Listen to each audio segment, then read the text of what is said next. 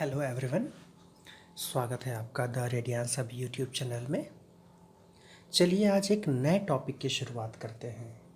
ये topic BEd के syllabus से जुड़ा हुआ है। जो लोग जनरल बीएड करते हैं वो एक टॉपिक पढ़ते हैं, इंक्लूसिव एजुकेशन यानी समावेशी शिक्षा। और जो लोग बीएड स्पेशल करते हैं वो तो खैर इसमें ही ज़्यादा इन्वॉल्व रहते हैं, इन सारे टॉपिक्स, इन सारे कंसर्न्स को लेकर के बहुत ज़्यादा। अभी जो एकलव्य मॉडल रेजिडेंशियल स्कूल का सिलेबस जारी हुआ है फर्स्ट पेपर का, मतलब जो जनरल पेपर है, उसमें पेडागोगी या पेडागोजी वाला जो पेपर है उसमें इंक्लूसिव एजुकेशन एक टॉपिक है और उसके अंतर्गत कई सारी चीज़ें हैं। तो उन चीज़ों को डिस्कस करने के लिए आज हम बात करेंगे इसके अलावा डीएसएसबी जो स्पेशल एजुकेटर की वैकेंसी निकालता है उसमें जो क्वेश्चंस आते हैं, क्वेश्चंस कैसे आते हैं, जैसे जो लोग एज स्पेशल एजुकेटर या स्पेशल एजुकेटर के लिए तैयारी कर रहे होते हैं, तो एक टीचर ने पूछा हमसे कि सर क्या करें, जिस तरह से क्वेश्चंस डीएसएसबी पूछता है समझ नहीं आता कि कैसे उसको सही से आंसर किया जाए। क्यों नहीं आता समझ में, ऐसा क्या क्वेश्चन आता है? जो लोग डीएसएसबी का एग्ज़ाम वगैरह देते होंगे वो ये जानते हैं कि ये केवल व्हाट वाला क्वेश्चन नहीं पूछता, ये कॉन्सेप्ट वाला क्वेश्चन पूछता है। क्या मतलब है इसका मतलब ये है, जब हम क्वेश्चंस की बात करते हैं, क्वेश्चंस बीएड में पढ़ा होगा आपने, क्वेश्चंस 3 तरह के होते हैं, ठीक है। एक होता है नॉलेज बेस्ड, यानी जिसमें आपका नॉलेज टेस्ट किया जाता है कि आप कितना जानते हैं। उसमें ज़्यादातर क्वेश्चन जो होते हैं ना वो वन वर्ड आंसर वाले होते हैं। व्हाट, व्हेन, वेयर, इस तरह के वर्ड्स के साथ वो क्वेश्चंस होते हैं, है ना। जैसे अगर आपसे पूछा जाए what is your name, what एक आंसर है ना, आपका अपना नाम बता देंगे। वेयर डू यू लिव, कहाँ रहते हैं, वेयर का आंसर कोई एक गांव का या शहर का नाम आप बता देंगे, ठीक है। व्हेन वर यू बॉर्न, कब पैदा हुए थे, एग्जैक्ट डेट बता देंगे। तो ये एग्जैक्टिट्यूड जो है इन्फॉर्मेशन में या आंसर में, ये कहीं ना कहीं अगर केवल ये चीज़ें पूछी जाएं तो उसका मतलब ये हुआ कि अगर आप में रॉटिंग कैपेसिटी ज़्यादा है, रटने की कैपेसिटी ज़्यादा है, तो आप बहुत अच्छा कर जाएंगे। कुछ एग्ज़ाम्स में होता है ऐसा जिसमें इन्फॉर्मेशन केवल पूछी जाती है आपसे, ठीक है। तो वो हुआ नॉलेज बेस्ड। दूसरा होता है comprehension based. Comprehension based question वो होते हैं जिनका आंसर आप एक वर्ड में नहीं दे सकते। उसके लिए आपको बाकायदे जो है कॉन्सेप्ट समझना होगा और इलेबोरेट करना होगा। ऐसे क्वेश्चन जो हाउ, वाई करके पूछे जाते हैं, क्यों, कैसे, तो वो जब तक आप समझेंगे नहीं तब तक उसका आंसर नहीं कर पाएंगे। तीसरा होता है एप्लीकेशन बेस्ड।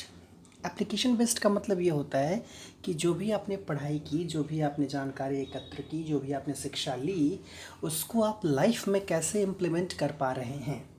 अगर इम्प्लीमेंट कर पा रहे हैं, जैसे एप्लीकेशन कैसे आप समझते हैं कि एग्जांपल मैं दूं कि अगर आपने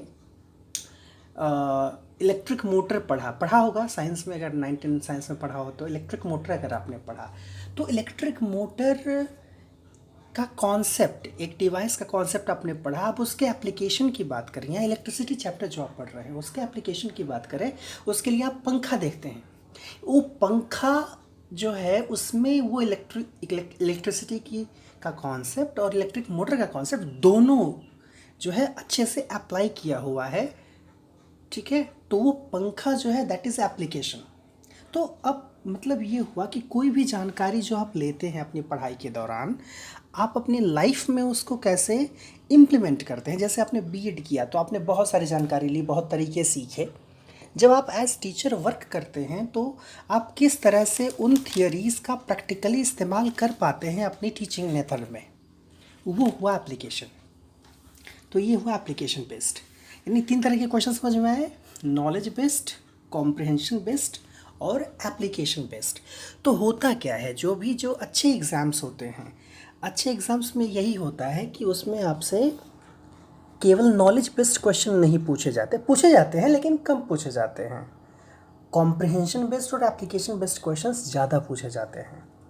तो उनका आंसर करने के लिए ऑब्वियस है कि आपका कॉन्सेप्ट क्लियर होना चाहिए, और इसलिए सर को, जो स्पेशल एजुकेटर की तैयारी कर रहे थे, उनको भी मैंने सजेस्ट किया कि सर, अगर आपको कॉन्सेप्ट सही रखना है, केवल रट्टू तोता नहीं बनना, तो बेहतर होगा कि आप जो है अरुण कुमार सिंह की जो पुस्तक है शिक्षा मनोविज्ञान, उसको पढ़ें। तो यहाँ मैं अरुण कुमार सिंह वाली पुस्तक से ही ये कुछ टॉपिक, एक पर्टिकुलर टॉपिक डिस्कस करने जा रहा हूँ। ये it's not about inclusive education, अभी शुरुआत कर रहा हूँ मैं। एक इंक्लूसिव एजुकेशन की ज़रूरत क्यों पड़ती है, उसके पहले का क्या स्टेप है, उसकी बात करेंगे हम इस पर्टिकुलर चैप्टर में। ये चैप्टर जब पूरा फिनिश हो जाएगा, एक अच्छा कॉन्सेप्ट आपके भीतर डेवलप हो जाएगा कि कैसे क्या वो परिस्थितियाँ होती हैं, क्या वो सिचुएशंस होती हैं जिनके लिए हमें इंक्लूसिव एजुकेशन जैसे कॉन्सेप्ट के बारे में सोचने की ज़रूरत पड़ती है। ठीक है, तो चलिए शुरू करते हैं। चैप्टर 24, विशिष्ट या असाधारण बालकों की शिक्षा एवं समायोजन, यानी education and adjustment of exceptional children. अब ये एक्सेप्शनल चिल्ड्रन क्या होते हैं? विशिष्ट या असाधारण, हालांकि दोनों के लिए अलग अलग शब्द यूज़ किए जाते हैं, इंग्लिश में भी हिंदी में भी अलग है दोनों चीज़ें, लेकिन जैसे विशिष्ट का मतलब हम स्पेशल बोल देते हैं और असाधारण के लिए एक्सेप्शनल बोलते हैं। ठीक है, तो इसमें क्या क्या पॉइंट्स जो हमें डिस्कस करने हैं, उसमें से कुछ चीज़ें आज हम डिस्कस करेंगे। जैसे पहला है meaning and characteristics of exceptional children. Exceptional होने का मतलब क्या होता है, किसी बच्चे को एक्सेप्शनल कब कहा जाएगा, और एक्सेप्शनल या स्पेशल अगर कहें तो स्पेशल जो चिल्ड्रन हैं उनके टाइप्स क्या क्या हैं, वो हम उसकी बात करेंगे। Possible advantage and disadvantages of labelling exceptional children. अगर किसी पर लेबल लगा दिया आपने कि नहीं ये एक्सेप्शनल चाइल्ड है, ये स्पेशल चाइल्ड है, तो उसके क्या फ़ायदे हो सकते हैं, उसके क्या नुकसान हो सकते हैं, दोनों चीज़ें होती हैं। और जब आप बात करते हैं एक्सेप्शनल, तो इस एक्सेप्शनल चिल्ड्रन की, तो उसमें ऑब्वियस है कि उसमें गिफ्टेड और टैलेंटेड चिल्ड्रन भी आते हैं, क्योंकि वो भी एक्सेप्शनल होते हैं, उनकी संख्या भी बहुत ज़्यादा नहीं होती। ठीक है, तो उसका क्या अर्थ है और उनकी विशेषताएं क्या हैं, तो अब जब वो हैं तो उनके बारे में हम बात करेंगे कि उनका समायोजन कैसे किया जाए, उनको एडजस्ट कैसे किया जाए। यहीं पर बात हम करते हैं डाइवर्सिटी की, कि डाइवर्सिटी को कैसे हम मैनेज करते हैं। जैसे एक टीचर जब एक क्लास लेता है, उस क्लास में अगर 20-30 बच्चे बैठे हुए हैं, तो उन 20-30 बच्चों का जो इंडिविजुअल डिफरेंस है ना, वो डिफरेंस जो उनको औरों से अलग बनाता है। ऐसे सारे बच्चे अपने आप में अलग होते हैं, तो उस डाइवर्सिटी को भी कैसे यूनिफाई किया जाए, कैसे क्या चीज़ पढ़ाई जाए जिससे सबका फ़ायदा हो सके, इसके बारे में बात करनी है। ठीक है, और जब स्पेशल चाइल्ड की बात करते हैं तो उसमें एक टाइप आता है मेंटली डेफिशिएंट चिल्ड्रन, जिसको मेंटली रिटार्डेड कहा जाता था पहले, MR। ठीक है, अब उसके लिए शब्द बदल गया है, जान लीजिए, इंटेलेक्चुअल डिसेबल्ड कहा जाता है उसको।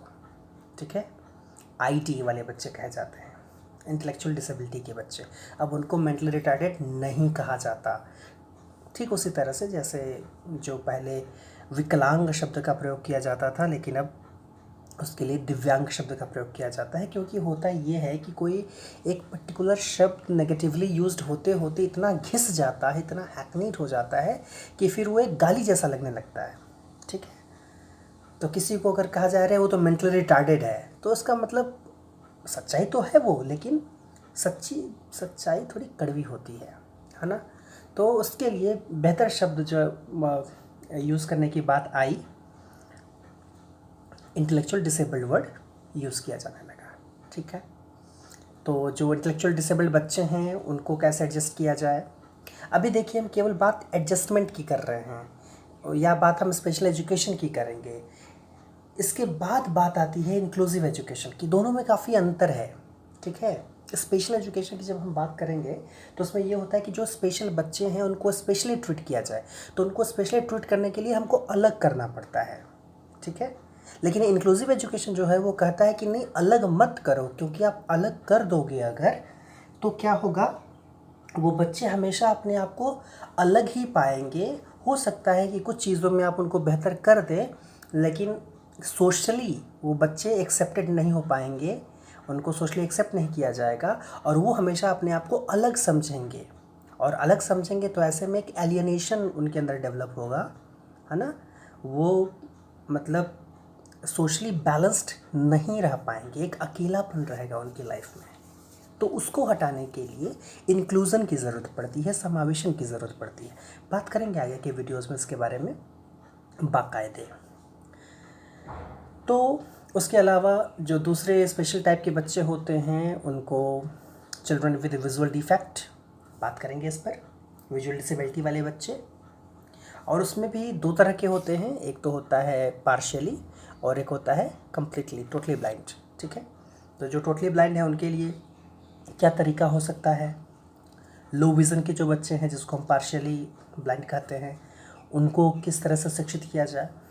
उसके अलावा कुछ बच्चे ऐसे भी होते हैं जिनमें स्पीच डिफेक्ट होता है। स्पीच डिफेक्ट का मतलब होता है, हो सकता है कि स्टटरिंग हो, स्टैमरिंग हो, हाँ, बोलने में हकलाते हों, है ना। और इसमें जो है कौन कौन से प्रकार हो सकते हैं, इनको कैसे एडजस्ट किया जाएगा, ठीक है। और एक जो स्पेशल टाइप के बच्चे होते हैं वो होते हैं children with hearing impairment, HI वाले बच्चे, ठीक है, यानी उनको सुनने में दिक्कत होती है। तो इसमें भी कई तरह के प्रकार होते हैं, विल डिस्कस दैट लेटर। तो ये सारे बच्चे चाहे बहुत टैलेंटेड हों, चाहे कोई इंटेलेक्चुअल डिसेबल्ड बच्चा हो, चाहे कोई ब्लाइंड बच्चा हो, चाहे कोई स्पीच डिफेक्ट वाला बच्चा हो, चाहे कोई हियरिंग इम्पेयरमेंट वाला बच्चा हो, या कोई बिहेवियरल प्रॉब्लम वाला बच्चा हो, तो ये सारे बच्चे स्पेशल कहे जाते हैं, ठीक है। तो इनको जो है डील करने के लिए जो एक अलग फील्ड ऑफ स्टडी बना रखी है हमने, उसको कहा जाता है स्पेशल एजुकेशन। तो कई बार ऐसा होता है ना, BEd स्पेशल अगर कोई सुनता है जिसको जानकारी नहीं होती है, वो BEd स्पेशल उसको लगता है कि कुछ स्पेशल है इसमें। तो ऐसा कुछ स्पेशल नहीं होता। BEd स्पेशल का मतलब ये होता है कि उसमें स्पेशलाइजेशन लिया जाता है एक पर्टिकुलर दोष से पीड़ित बालक को पढ़ाने के लिए। जैसे जो BEd स्पेशल का कोर्स होता है, अगर वो HI वाला है तो उसमें हियरिंग इम्पेयर्ड के बच्चे को कैसे डील किया जाए, कैसे पढ़ाया जाए, वो सारी बातें सीखता है एक BEd का स्टूडेंट। अगर कोई BEd स्पेशल VI है तो उसमें विजुअल इम्पेयर्ड वाले बच्चे के बारे में सीखता है। तो ये है BEd स्पेशल, ठीक है। और स्पेशल एजुकेशन का मतलब ये होता है, जब आप स्पेशल एजुकेशन की बात करते हैं तो आप वहाँ पर सेग्रीगेशन कर देते हैं, सेग्रीगेट कर देते हैं, यानी उनको अलग कर देते हैं। तो उस तरीके से स्पेशल एजुकेशन बहुत अच्छा नहीं माना जाता। लेकिन कोई भी शौक़ से स्पेशल एजुकेशन की बात नहीं करता है।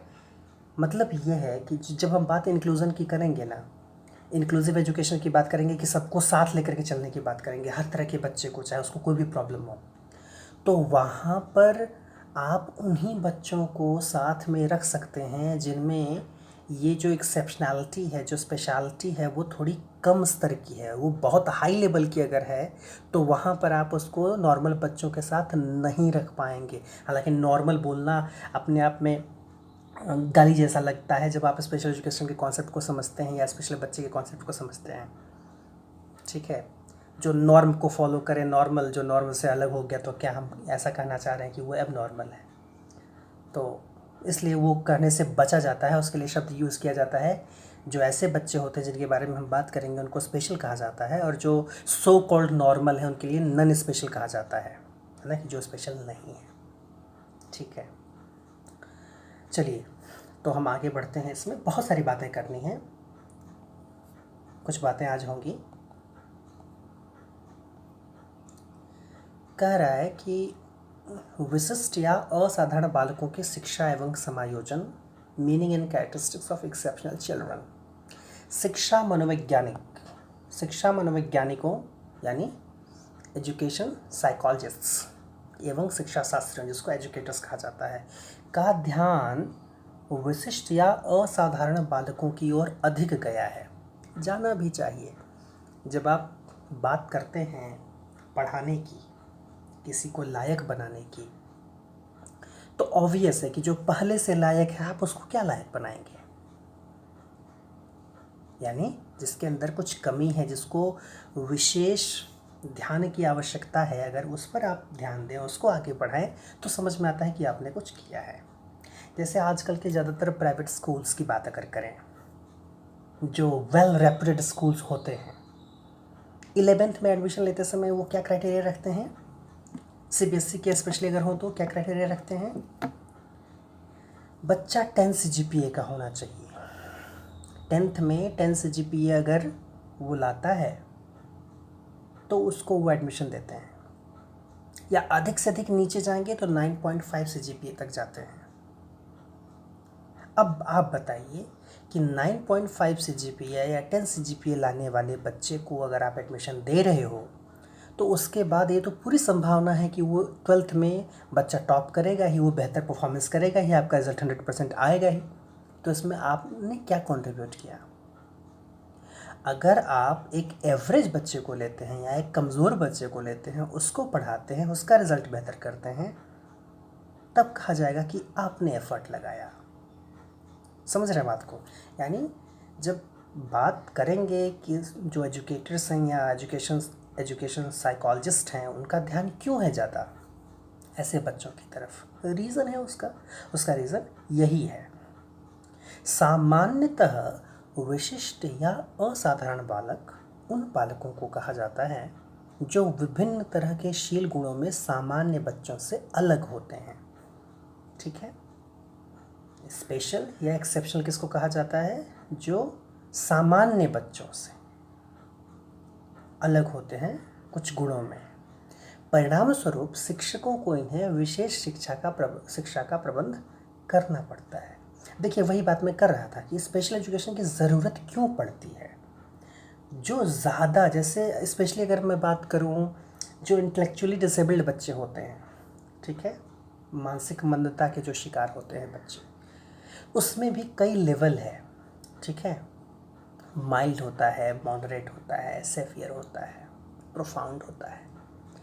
तो ये जो अलग अलग लेवल हैं, उसमें खास करके सेवियर प्रोफाउंड के जो बच्चे हैं, जिनकी स्थिति बहुत ख़राब होती है, बहुत ख़राब का मतलब उन बच्चों को आप सोचें कि आप उनको रेगुलर बच्चों की तरह मैथ्स सिखा दें, भाषा सिखा दें, और वो नॉर्मल की तरह चीज़ों को सीख जाएं या नॉर्मल लाइफ जी पाएँ, ऐसा हो नहीं पाता है। ठीक है। जो सेवियर या प्रोफाउंड लेवल के इंटेलेक्चुअल डिसेबल्ड बच्चे होते हैं, आपको मैं बता दूं, उनके लिए ज़्यादा ज़रूरी हो जाता है कि वो अपनी लाइफ को कैसे ठीक ठाक जी पाएँ। अपने रेगुलर एक्टिविटीज़ जो हैं, रेगुलर एक्टिविटीज़ जो रोज़ की क्रियाएं हैं, ब्रश करना है, नहाना है, वॉशरूम जाना है, बटन बंद करना है, ऐसी छोटी छोटी चीज़ें नहीं कर पाते हैं वो। उनको इसके लिए बाकायदे ट्रेनिंग दी जाती है, महीनों ट्रेनिंग दी जाती है, तब जा कर के वो ये सारे काम कर पाते हैं। तो क्या आप उनके लिए इंक्लूज़न की बात कर पाएंगे? क्या आप उनको इंक्लूसिव सेटअप में रख पाएंगे? मुश्किल है। ऐसे बच्चों के लिए स्पेशल एजुकेशन की ज़रूरत पड़ती ही है।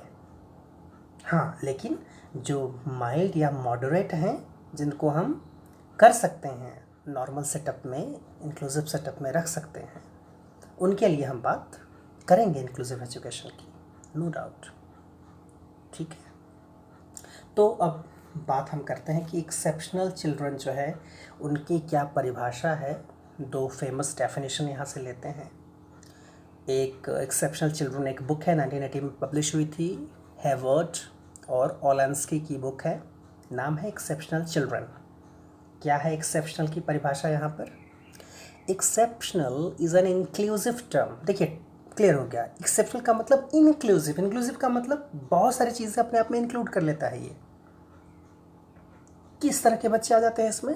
That refers to any child whose performance deviates from the norm, देखिए है ना, कोई भी बच्चा जिसकी परफॉर्मेंस नॉर्म से डेविएट होती है। नॉर्म का मतलब वो नॉर्म जिसको कुछ जो फॉलो करता है उसको नॉर्मल कहा जाता है, ठीक है। तो नॉर्म से डेविएट करने का मतलब या तो ऊपर भी जा सकता है या तो नीचे भी जा सकता है, यानी बहुत बेहतर भी कर सकता है या बहुत ख़राब कर सकता है। ईदर बिलो और above to such an extent that a special education programming is indicated। कह रहा है कि इस हद तक, नॉर्म से इस हद तक डेविएशन हो जाए कि ऐसे बच्चों के लिए स्पेशल एजुकेशन प्रोग्राम करना पड़ जाए। अभी जैसे मैंने इंटेलेक्चुअल डिसेबल्ड बच्चों के बारे में बताया है, उसी तरह से एक्सेप्शनल में जो बहुत टैलेंटेड बच्चे होते हैं जिसको गिफ्टेड चिल्ड्रन कहा जाता है, उनके लिए भी स्पेशल अटेंशन की ज़रूरत पड़ती है। अगर आप इवन इंक्लूसिव सेटअप में उनको रख के पढ़ाते हैं तो ऑब्वियस है कि उनके लिए आपको स्पेशल प्रिपरेशन करनी पड़ेगी। कहीं ना कहीं अगर मैं बात करूँ, जो एक होता है IEP, इंडिविजुअल एजुकेशन प्लान, ठीक है, तो ऐसे बच्चों के लिए भी आपको IEP बनाना पड़ेगा। देखिए कितना इंटरेस्टिंग है। IEP जनरली हम बनाते हैं स्पेशल बच्चों के लिए, वो बच्चा जो लर्निंग डिसेबल्ड है, वो बच्चा जो है हियरिंग इम्पेयर्ड है, वो बच्चा जो विजुअली इम्पेयर्ड है, वो बच्चा जो इंटेलेक्चुअली डिसेबल्ड है। लेकिन जो गिफ्टेड बच्चा है उसके लिए भी IEP बनाना पड़ता है। क्यों बनाना पड़ता है? क्योंकि अगर आप जो और बच्चों को चीज़ें बता रहे हैं वो तो उसने बहुत पहले जान ली हैं, या उसका जो लेवल है, वो अंडरस्टैंडिंग का जो लेवल है वो बहुत हाई है उससे, उसके लिए वो चीज़ें बिल्कुल सिंपल हैं। तो आपको उनमें स्पेशली उनके लिए आपको ध्यान देना ही पड़ेगा। जैसे अगर एक मैथ्स के टीचर की बात करें, 11th-12th की बात कर लेते हैं, 9th-10th की बात कर लेते हैं। मैथ्स का टीचर नॉर्मली अगर CBSE का है तो वो NCERT पढ़ाएगा पहले, उसके साथ में वो RS अग्रवाल या RD शर्मा कराएगा, ठीक है। लेकिन वही है कि ज़्यादातर पहले क्या करेगा, वो NCERT को फॉलो कराएगा। NCERT के बाद वो रेफरेंस बुक्स पर जाएगा, ऐसी किताबों पर जाएगा, RD शर्मा RS अग्रवाल करवाएगा। अब उसमें कुछ एक दो बच्चे ऐसे भी होंगे जिनका पेट इतने से नहीं भरेगा, तो वो और एक हायर लेवल की कोई मैथ्स की बुक जो है, हायर लेवल कह ले या और एक जो टफनेस का लेवल है, जो कॉम्प्लेक्सिटी का जो लेवल है मैथ्स का, जिसमें ज़्यादा हायर है, वो किताब सजेस्ट करनी पड़ेगी उस पर्टिकुलर मैथ टीचर को, उस गिफ्टेड चिल्ड्रन को, ताकि उसको भी लगे कि हाँ उसको कुछ स्पेशल मिल रहा है, कुछ बेहतर मिल रहा है, कुछ अलग मिल रहा है। क्योंकि जो गिफ्टेड बच्चा होता है ऑब्वियस है उसका पेट, उसके जो ज्ञान की भूख है वो जल्दी शांत नहीं होती, ठीक है। दूसरी डेफिनेशन की बात करें, दूसरी परिभाषा की बात करें, क्रिक और गैलागर की दी हुई डेफिनेशन है।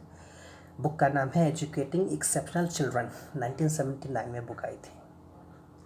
यहाँ क्या कह रहा है, एक्सेप्शनल चाइल्ड का क्या मतलब है, the child who deviates from the average और नॉर्मल चाइल्ड। तो देखिए इंग्लिश में दो वर्ड यूज़ कर रहे हैं हम, जो नॉन स्पेशल बच्चे हैं, ठीक है, उनके लिए एवरेज या नॉर्मल। हालांकि हमेशा यूज़ हम नहीं करेंगे, क्योंकि ये नॉर्मल जब आप बोलते हैं, समझिए नॉर्मल जब आप बोलते हैं तो उसका मतलब आप दूसरे को नॉन नॉर्मल बोल रहे हैं, जो कि नेगेटिव वर्ड हो जाता है। स्पेशल नॉन स्पेशल चलता है, ठीक है। तो एवरेज बच्चे से कैसे डेविएट करता है एक्सेप्शनल बच्चा, किन सेंसेस में? पहला तो है मेंटल कैरेक्टरिस्टिक्स, दिमागी स्तर पर अलग दिखेगा वो। सेंसरी एबिलिटीज़, सेंसेस के आधार पर, सेंसरी ऑर्गन्स जानते हैं आप, आपकी आँख, नाक, कान, जीभ, स्किन, है ना। तो यहाँ सेंसरी एबिलिटीज़ का मतलब है, खास करके अगर बात करें उसके कैसे सेंसरी एबिलिटीज़ में अलग होगा, अगर उसको देखने में प्रॉब्लम है तो अलग हो गया, सुनने में प्रॉब्लम है तो अलग हो गया, बोलने में दिक्कत है तो अलग हो गया, उसके मोटर स्किल में दिक्कत है, मतलब उसके चलने में या उसके हाथ पैर के मोशन में दिक्कत है तो अलग हो गया, सीखने का जो तरीका है उसका अगर अलग है, या बुद्धि थोड़ी सी कम है ना, बुद्धि वाले की बात थर्ड वाले पॉइंट में करेंगे, न्यूरो मोटर और फिजिकल कैरेक्टरिस्टिक्स में अलग होगा वो, ठीक है। सोशल बिहेवियर में अलग हो सकता है, उसका बिहेवियर नॉर्मल नहीं होगा, जैसे जो ऑटिज्म वाले बच्चे होते हैं, जो ऑटिस्टिक बच्चे होते हैं, ऑटिज्म के शिकार जो बच्चे होते हैं, हिंदी बोलते हैं स्वलीनता, खुद की दुनिया में खोए रहते हैं, ऐसे बच्चे स्पेशल हो जाएंगे, एक्सेप्शनल हो जाएंगे। कम्युनिकेशन एबिलिटीज़, जी ऑटिस्टिक बच्चे हैं, या एक सेरेब्रल पाल्सी होता है, सीपी वाले जो बच्चे हैं, आप उनसे अगर एक्सपेक्ट करें कि वो बात करें, या डाउन सिंड्रोम वाले बच्चे हैं, आपको लगता है कि वो नॉर्मल बच्चों की तरह बात करें, तो ऐसा नहीं होता है, वो नहीं कर पाते बात, है ना। वो नॉर्मल बच्चों की तरह, एवरेज बच्चों की तरह बात नहीं कर पाते, तो इस तरह से वो एक्सेप्शनल हो गए। हाँ, लेकिन जो इंटेलेक्चुअली डिसेबल्ड बच्चे होते हैं, उनकी खूबसूरती मैं बताऊँ आपको, मैंने समय बिताया है उन बच्चों के साथ, महीने 2 महीने का, चूँकि मेरा स्पेशलाइजेशन रहा है हियरिंग इम्पेयरमेंट, लेकिन जो हियरिंग इम्पेयर्ड बच्चे हैं, या जो विजुअली इम्पेयर्ड बच्चे हैं, या जो इंटेलेक्चुअली डिसेबल्ड बच्चे हैं, सबके साथ समय बिताने का मौका मिला। और नॉर्मल, सो कॉल्ड नॉर्मल और नॉन स्पेशल बच्चों के साथ तो समय बीता ही, अभी बीत रहा है, बहुत अच्छे से बीत रहा है।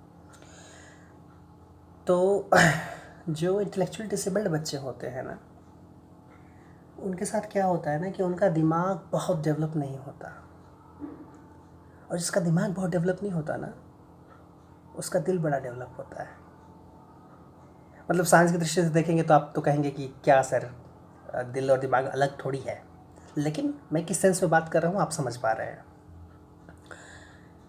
तो दिमाग डेवलप ज़्यादा नहीं होता, इसलिए वो ना दिल के सुनने वाले बच्चे होते हैं, कोई छल कपट नहीं। ऐसा लगता है कि एक जो ईश्वर का स्वरूप हो सकता है, वो शायद ऐसा ही होता होगा। उनको दिमाग लगाना ही नहीं है, so they always need love and care only. इतना प्यार वो करते हैं, दिखाते हैं, वो बेझिझक गले लगेंगे आपसे।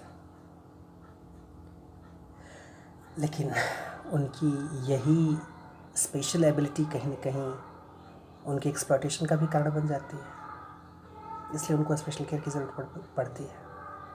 उसके अलावा मल्टीपल हैंडीकैप्स, कोई एक बच्चा जिसको कई तरह की डिसेबिलिटी है। मल्टीपल हैंडीकैप में एक एग्जांपल आता है डेफ ब्लाइंड वाला, डेफ ब्लाइंडनेस, जिसमें आप को अगर याद होगा, हेलन केलर जो थी अमेरिका में, अमेरिका की first deaf blind graduate Helen Keller, वो सुनने में भी अक्षम थी और देखने में भी, ठीक है। तो हमने जो दो डेफिनेशन दे दी, इससे क्लियर हो गया होगा। इन महत्वपूर्ण परिभाषाओं से यह स्पष्ट है कि विशिष्ट बालक या असाधारण बालक वैसे बालक होते हैं जो सामान्य या औसत बालक से ऊपर या नीचे की ओर डेविएटेड होते हैं। इसमें गिफ्टेड चिल्ड्रन भी आते हैं, क्रिएटिव चिल्ड्रन भी आते हैं, इंटेलेक्चुअली डिसेबल्ड बच्चे भी आते हैं, फिजिकली हैंडीकैप्ड बच्चे भी आते हैं। अच्छा, यहाँ पर एक चीज़ मैं और बता दूँ, हैंडीकैप्ड होना, डिसेबल होना, इम्पेयर्ड होना, 3 अलग अलग वर्ड्स हैं, ठीक है। इम्पेयरमेंट, हैंडीकैप और डिसेबल, ये तीनों अलग अलग लेवल के शब्द हैं, ठीक है। अभी बात करूंगा मैं इस पर। ऐसे बच्चे अधिकतम क्षमताओं को विकसित कर सकें, इसके लिए यह आवश्यक है कि शिक्षक उनके लिए विशेष शिक्षा का कार्यक्रम चलाएं। तो जो इस तरह के बच्चे होते हैं, जो इम्पेयर्ड बच्चे, जनरली यूज़ हम लोग वर्ड इम्पेयर्ड ही करते हैं, डिसेबल्ड वर्ड यूज़ करने से हम बचते हैं, या हैंडीकैप वर्ड को भी बहुत अच्छा नहीं माना जाता, ठीक है। क्या है डिफरेंस, तीनों में क्या डिफरेंस है?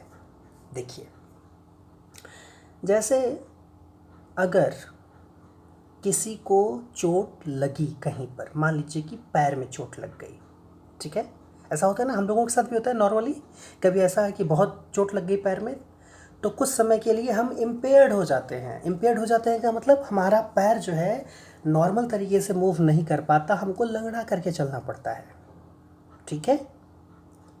तो उस समय में हम क्या हैं, इम्पेयर्ड हैं, ठीक है। अब वो इम्पेयरमेंट अगर हमारी कुछ समय के लिए है, तो कुछ समय के बाद वो ठीक हो सकती हैं।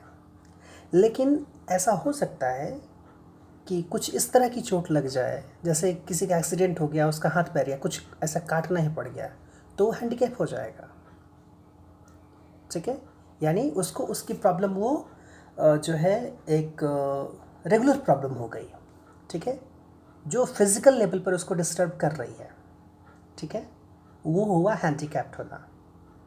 जो डिसेबल होना होता है ना, वो तब होता है जब सोशली उसको फील करा दिया जाए कि वो डिसेबल है, मतलब वो योग्य नहीं है।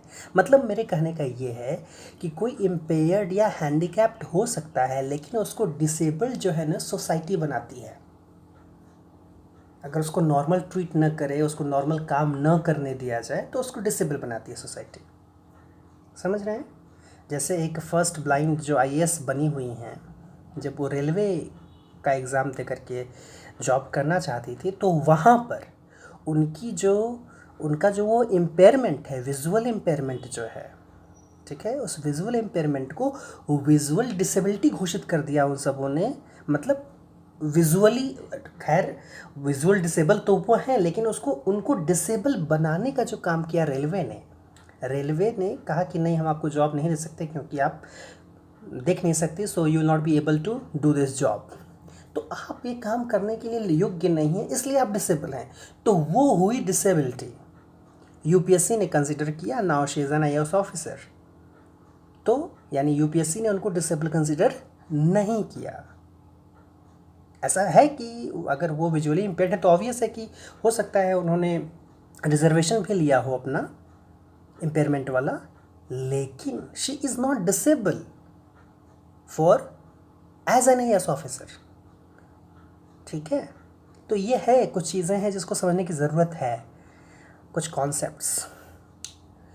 विशिष्ट या असाधारण बालकों की कुछ विशेषताएं हैं। खैर, इतनी बातें मैं कर चुका हूँ, तो क्लियर हो गया होगा कॉन्सेप्ट आपका। कह रहा है कि विशिष्ट बालक सामान्य या औसत बालकों से कई तरह के गुणों, मानसिक शारीरिक गुण मुख्य होता है, अलग होते हैं। डेविएशन अधिक होता है, कह रहा ना कि इस सीमा तक होता है कि उन्हें विशेष शिक्षा देने की ज़रूरत पड़ती है, जिसको हम स्पेशल बोल देते हैं बच्चे को। इतना डेविएशन होता है कि हमको उन्हें अलग तरह से ट्रीट करना पड़ता है। विशिष्ट बालकों से शिक्षकों को सबसे अधिक चुनौती मिलती है, अतः ऐसे बालकों पर शिक्षकों का ध्यान सबसे अधिक होता है। नॉर्मल क्लासरूम में भी आप जानिए, आप अगर जनरल बीएड भी किए हुए हैं, आप ऐसे इंक्लूसिव सेटअप वाले स्कूल में भी अगर आप पोस्टेड हैं, तो ऐसा नहीं है कि उस क्लास में सारे बच्चे एक से हैं, बिल्कुल नहीं हैं। उनमें कुछ ऐसे बच्चे होंगे जो कुछ हो ना हो, लर्निंग डिसेबल्ड बच्चे तो 2-4 हर क्लास में होते हैं, लेकिन जो लर्निंग डिसेबिलिटी का कॉन्सेप्ट ही नहीं जानेगा, वो ऐसे बच्चों को आइडेंटिफाई कर कैसे पाएगा। और यही कारण होता है कि ऐसे बच्चों पर माँ बाप और टीचर का गुस्सा खूब निकलता है। उनको लगता है, कहते हैं सीधे बोलते हैं, गधा है। ये शब्द इस्तेमाल नहीं किया जाना चाहिए। आपको ये समझना चाहिए कि उसके अंदर लर्निंग डिसेबिलिटी है। जैसे कुछ बच्चे ऐसे होते हैं जिनमें आप कितना भी एफर्ट लगा लीजिए, मैथ्स उनका बेहतर नहीं होगा। ऐसे बच्चे डिसकैल्कुलिया के शिकार होते हैं, एक लर्निंग डिसेबिलिटी है। किसी को लिखने में प्रॉब्लम है, उल्टा लिखते हैं, W का M कर देते, B का D कर देते, तो ऐसे बच्चे डिस्ग्राफिया के शिकार होते हैं। ऐसे बच्चे जिनको प्रॉब्लम पढ़ने में है, डिसलेक्सिया के बारे में आपने तारे ज़मीं पर ये ना मूवी, वो देखिए, आमिर खान की डायरेक्शन में बनी मूवी। तो है, लर्निंग डिसेबिलिटी होती है, इट्स नॉर्मल, वो कोई रोग नहीं है, दैट इज़ समथिंग डिफरेंट। और वो एक कह सकते हैं कि एक डिसऑर्डर है। ठीक है, ऐसे बालकों पर माता पिता, अभिभावक एवं सामाजिक संगठनों द्वारा भी विशेष नज़र रखी जाती है। वो NGOs बहुत सारे चल रहे हैं। टाइप्स की अगर बात करें तो हेवार्ड ऑलंस की वही जो एक्सेप्शनल चिल्ड्रन वाली बुक के बारे में बात किए थे हम, उनके हिसाब से 9 प्रकार का है। तो ये 9, इसके बारे में हम लोग बात किए हैं, एक बार देख लीजिए। गिफ्टेड टैलेंटेड चिल्ड्रन, वही प्रतिभाशाली जो बहुत टैलेंटेड होते हैं। दूसरा इंटेलेक्चुअल डिसेबल्ड बोलूँगा मैं।